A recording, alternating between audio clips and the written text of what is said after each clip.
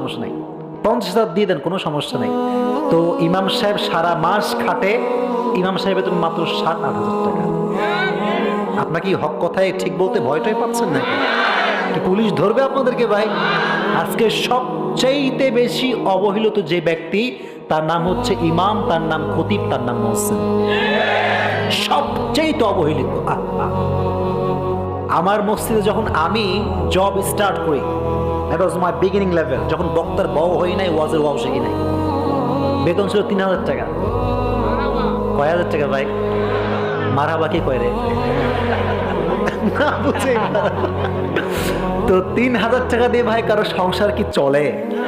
পরিবার কি চলে?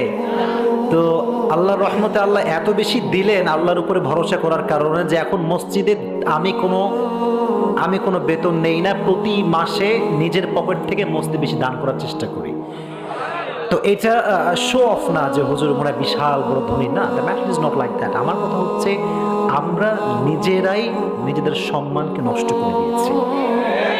মাদ্রাসার ছাত্র, আমি তো পড়েছি কওমি মাদ্রাসায়, আমাদের ট্রেন্ড হচ্ছে যে মাদ্রাসায় পড়বে সে শুধুমাত্র শিক্ষক হবে, ইমাম হবে, ব্যবসা করলে বলবে হ্যাঁ জীবন যৌবন ধ্বংস হয়ে গেছে। যা এই ট্রেন্ড কে শিখালো আমাদেরকে? রসুল, প্রত্যেকটা রসুলের লাইফ আপনি চেক করেন, প্রত্যেকটা নবী বিজনেস করেছেন, ব্যবসা করেছেন। আর এখন হুজুরের ব্যবসা করলে মুসল্লি দেখতে পারে না, অন্য লোক দেখতে পারে না, হুজুর মানুষ, হুজুর মানুষ, হুজুর মানুষ, কি কি কি কি বলেন বলেন বলেন বলেন বলেন। তো কি তোর হুজুর তোর সারাদিন তোর গোলামি করে খাবে? হ্যাঁ, হোয়াট ইজ দিস?